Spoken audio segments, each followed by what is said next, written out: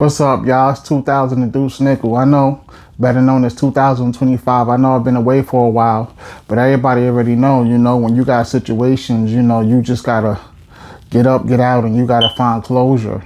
So I've been in and out Jersey, chilling with my sister and my fam, my nieces and the fam, my dogs, because when you in relationships and you have family and you have friends and you have lovers and people you just can't see eye to eye, the best thing to do is to leave. When people see they can't show you no respect, the best thing to do is leave. If people feel that they got to keep hurting you and putting you down, no matter what the situation is, whether they got something on their mind, it doesn't matter for anyone to feel that it's okay to just sit there and use and abuse someone. The best thing for you to do is leave. So, I had to get closure for a while. And, I'm back to hit you with some more of this good old, motivational speakers and some prophetic words. So I it was kind of weird because I've been here before, with people, and it's not like it'll hurt so much as it do. It's gonna hurt because we all got feelings, but it doesn't hurt as much because I have no expectations from most people. So when you have no expectations from people, it won't bother you as much. It's just the fact that we got to be here again because you still ain't ready to grow up. You still ain't got no act right. You still gotta have no order, no control. Be so mad when you got situations you ready to bust. You just lash out on people. You take it out on people. You take your anger out on people, and that's not right. And it's not okay.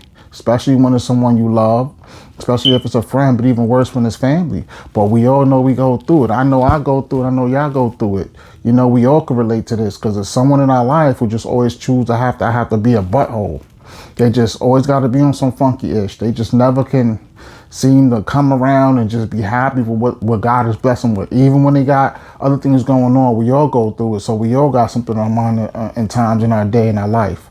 But it doesn't give you the right to take it out on people. It doesn't give you the right to show out. It doesn't give you the right to, when always an event and having a function, you just can't control yourself and you just got to be the one uncivilized. It gets embarrassing being around adults like that, especially when they're older than you. Especially when they're older than you. You always got to be the one to teach them how to be grown. You always got to teach them, and you got to even take the harder route, and it'll take a lot for you to leave silently and not become violent because you still know better.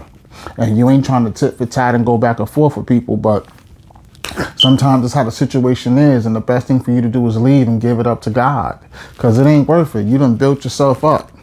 You didn't change your life around to do all this good just to let some devilish person pull you back because they not happy. They can't accept life and they too selfish. They don't want to get up and control their life the way it is, but want to control you and want to hurt you, want to play with you.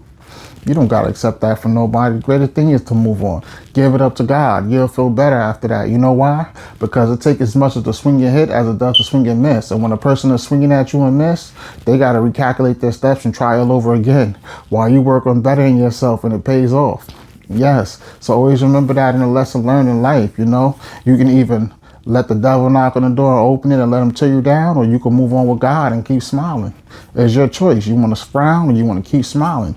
You always got to know how to use your mind as a weapon and don't let nobody belittle you. It doesn't matter if it's your friend, doesn't matter if it's a lover, and it doesn't matter if it's family, especially if it's family, because those are the ones that hurt you the most. They always did. They know how it is, and just when you least suspect it, that's when they usually take their mask off and show you who they really are. So I was noticing some things, and I had to get into it, and I had to get right with God, and I had to make sure myself was right. I had to make sure I had some proper closure because it gets to a point where you want to keep loving somebody, but it's harder to love them when they're not showing you the love back. It gets to the point where you don't want to be around that person no more because every time you try to show them love, they just can't accept and be grateful for what you're bringing to the table. You know what I mean? And when it's your family, it's going to hurt because you want a relationship with your family. You want one with your friends and your lover.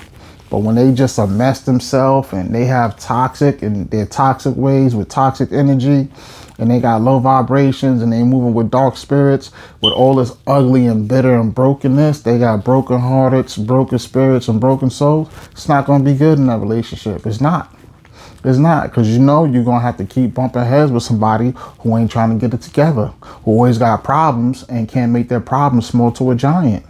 So, yeah, it's going to hurt. The greatest thing you could do is not dance with the devil, but dance with God. You gotta remember that.